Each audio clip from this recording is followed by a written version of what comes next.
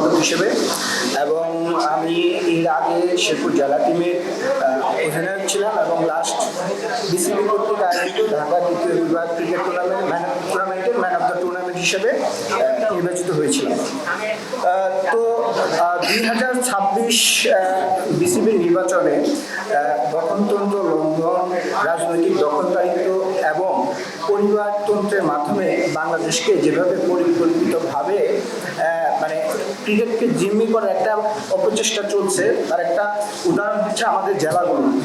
তো আমরা ইন্টারিম গভর্নমেন্টের সময় দেখলাম যে মানে একটা সিস্টেমেটিক ওয়েতে আমাদের ক্রিকেট কাউন্সিলর বা আমাদের হচ্ছে জেলা অ্যাডহক কমিটিগুলো গঠন করা হয়েছিল। তো সেইখানে ছাত্র প্রতিনিধি ছিল, সেখানে জেলার গণ্যমান্য ব্যক্তিবর্গ উপস্থিত ছিল, সেখানে আমাদের জেলা প্রশাসকের একটা মানে কনসার্ন ছিল। তো আমরা মানে নির্বাচনের পরে যে তামিম ইকবালের নেতৃত্বে যে ভোট দায়িত্ব নেয়, তো মানে অন্তর্বর্তীকালীন যে ভোট দায়িত্ব নেয়, সেই ভোটের কার্যক্রম যখন আমরা দেখি তখন মনে হয় যে বিসিবি এখন যেভাবে চলছে সেটা কোনো মানে বাংলাদেশ ক্রিকেট বোর্ড এভাবে চলতে পারে না। এটা বর্তমানে হয়ে গেছে বিএনপি ক্রিকেট বোর্ড। তো আমরা মানে যদি এখানে লক্ষ্য করে দেখি যে রাজনৈতিক দখলদারিত্ব, তো সব জায়গায় যে কাউন্সিলর এখানে নিয়োগ দেওয়া হয়েছে তারা অনেকেই ক্রিকেট সংশ্লিষ্ট না, শুধুমাত্র রাজনৈতিক পরিচয়ে তারা ক্রিকেট কাউন্সিল মানে ক্রিকেটের কাউন্সিল হয়েছে। এবং দেখা গেছে এমপি, মন্ত্রী এবং রাজনৈতিক ব্যক্তিবর্গের ভাই, ছোট ভাই সরাসরি এই বিসিবিতে তারা নিয়োগ প্রাপ্ত হয়েছে এবং তারাই পরবর্তীতে ভোট দিয়ে আমাদের বিসিবির প্রেসিডেন্ট নির্বাচিত করবে। তো আমার প্রশ্ন হচ্ছে, যদি এইভাবে দলীয়করণ করা হয় এবং বিএনপি তাদের নিজস্ব মানে অরিজিনাল যারা প্লেয়ার, অরিজিনাল সংগঠক তাদেরকে বঞ্চিত করে নিজের দলের রাজনৈতিক ব্যক্তিবর্গদেরকে এইভাবে বিসিবিতে পদায়ন করে, ভবিষ্যতে বিসিবি যে কি ধরনের ফিডব্যাক বাংলাদেশকে দিবে তা নিয়ে আমার সংশয়।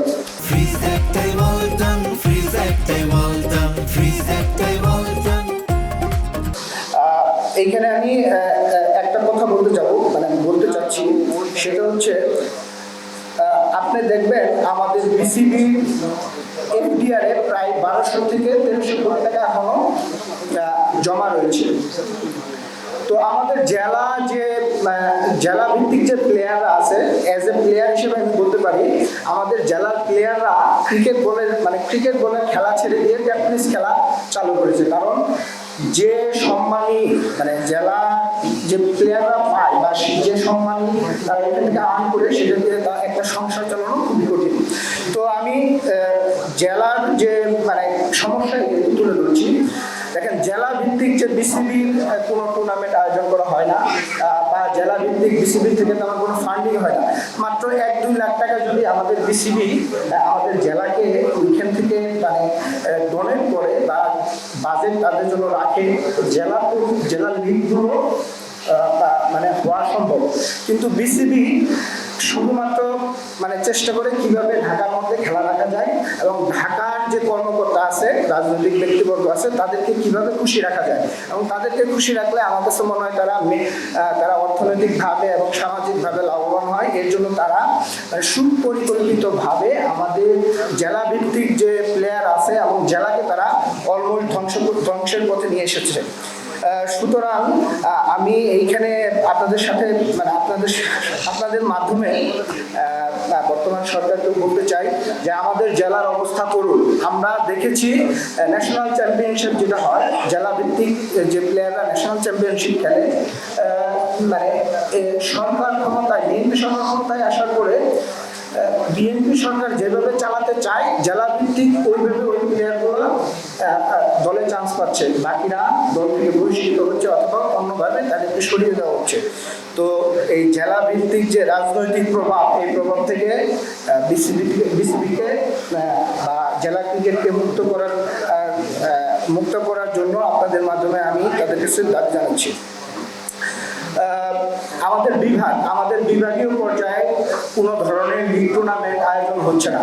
তো আমাদের বিভাগ থেকে যে প্লেয়ারগুলো উঠে এসে বাংলাদেশকে সার্ভিস দেবে, আসলে মানে এইটা একটা করুণ অবস্থা হয়ে গেছে যে বিভাগীয় পর্যায়ে কোনো মানে ক্রিকেট নেই। বাংলাদেশের হাতে গোনা কয়েকটা বিভাগে মানে টুর্নামেন্ট হয়, ঢাকা এবং চট্টগ্রাম, এছাড়া কোনো টুর্নামেন্ট হয় না। ফলে যে প্লেয়ারগুলো বাংলাদেশে মানে পরিশ্রম করে এবং প্লেয়ার হওয়ার স্বপ্ন দেখে তারা আর্থিক অনটনে এবং মানে এই আর্থিক অনটনের জন্যই তারা খেলা ছেড়ে তারা অন্য পেশায় চলে যাচ্ছে। দেখা যাচ্ছে যে মানে মন্ত্রী সুপারিশ, বিভিন্ন রাজনৈতিক তদবির এর ফলে আমাদের প্লেয়াররা বিসিবিতে চান্স পাচ্ছে বা বিভিন্ন ক্লাবে চান্স পাচ্ছে, এবং ক্লাবগুলোও তারা চায় যে ঢাকায় তাদের খেলা থাকুক, ঢাকার বাইরে যদি তাদের খেলা চলে যায় এবং তাদের দোকানগুলো বন্ধ হয়ে যাবে। সেজন্য বিসিবির যা এখন বর্তমানে যারা কাজ করছে তারা কোনোভাবেই চায় না যে বাংলাদেশের বিসিবির খেলা বা ক্রিকেট যে খেলাটা হয় ঢাকার বাইরে যাতে না যায়। তো ক্রিকেটকে এই যে জিম্মি করার অপচেষ্টা, এই অপচেষ্টা বন্ধের আমি দাবি জানাচ্ছি। পাশাপাশি বাংলাদেশ ক্রিকেটকে যদি মানে সত্যি কেউ চায় যে আমি বাংলাদেশ ক্রিকেটকে সামনের দিকে এগিয়ে নিয়ে যাব, তৃণমূলকে অবশ্যই অগ্রাধিকার দিতে হবে।